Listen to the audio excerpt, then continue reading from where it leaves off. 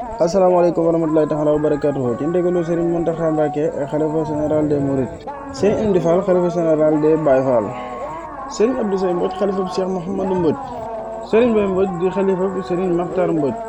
ñoo leen di yëgal ak a fàttali màggal gi nu baax a amal at mu ne ñeenti fan ci rakk ji gàmm muy màggalu Cheikh Makhtar Mbodj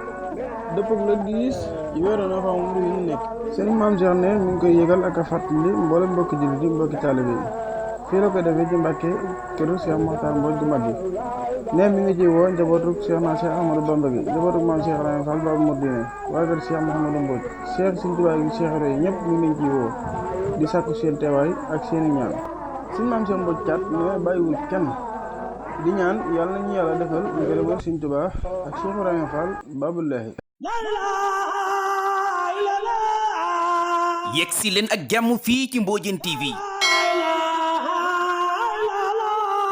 Mbodiène TV télé Cheikh Modou Mbodj la def naa ko muy sama yitte télé Cheikh Modou Mbodj ñi ngi leen di sàkku ngeen abonné ci chaîne bi def ko seen yitte ngir jot bépp vidéo ca nam gën a gaaw jërëjëfati Cheikh Modou Mbodj dañu yi di ànd ak yéen ci suñu vidéo ak suñu émission yu sell te wóor jaa ngeen jëf